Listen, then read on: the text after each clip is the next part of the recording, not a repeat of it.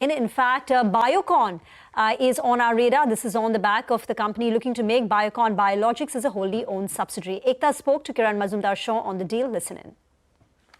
Two things that basically, I guess, swung it in this direction. The first, of course, was a holding company discount.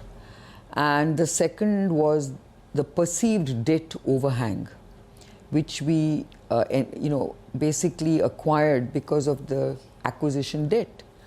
When we acquired the commercial interests of Viatris at Biocon Biologics, it was done with the aim of creating a large global enterprise, a very uniquely positioned integrated biosimilars company, which we thought would be rewarded, because I think that was the first time it was being attempted in India.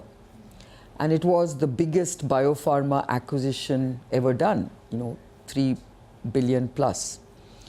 And we were a bit taken aback. We were very disappointed that we were actually penalized for doing that acquisition. And we saw Biocon's stock take a beating.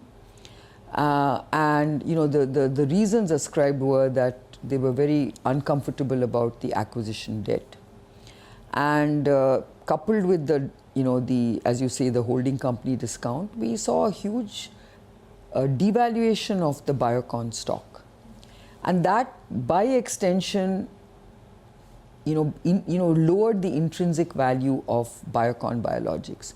So the whole, approach or the strategy of saying, let's take Biocon Biologics public because of this acquisition, which anyway has made us into amongst the top 5 biosimilars leaders globally, was not being met in terms of our objectives, our stated objectives. And we felt it was intrinsically undervalued.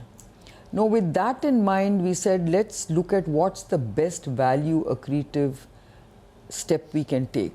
And that's when we mandated Morgan Stanley to evaluate all the options for value unlocking. Okay.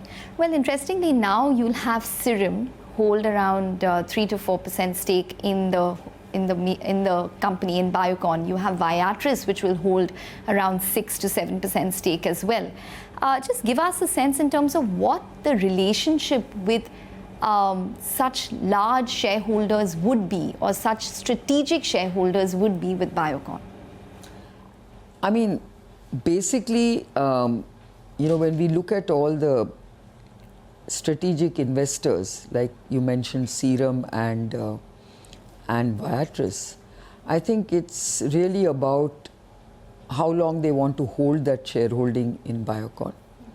But more importantly, I think the business that we are running, which is a biosimilars business, has a force of its own. And I don't think any of the strategic investors really would make a big difference to our path ahead. So whilst I welcome their presence in the Biocon shareholding, I don't know whether it would really influence the way we are building the biosimilars business. I think this is an opportunity for us to really now create a large biopharma enterprise, which combines both biosimilars and specialty generics, especially when it comes to what I describe as diabesity, because we now will be the only company in the market globally to have a portfolio of interchangeable biosimilar insulin analogs, complemented with a growing portfolio of GLP-1s, and that makes us very uniquely placed. Absolutely. I'm going to get to the diabesity opportunity in just a bit. But one of the speculations, might I say, which might emerge is that Serum holds stake. We have Mylan, which holds stake in the company as well. And there's always been speculation about Biocon's succession plan.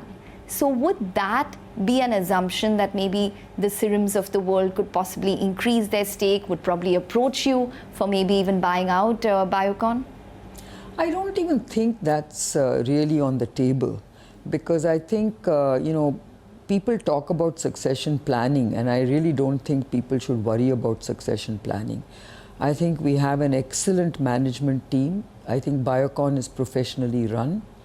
We have an excellent, board. Board succession has been very well managed, and I really don't think, we need to really think about any of the companies that you mentioned as having to be considered in a succession plan. So at this point in time, I think we are very well set up to drive the business in a very professional way, in a leadership manner.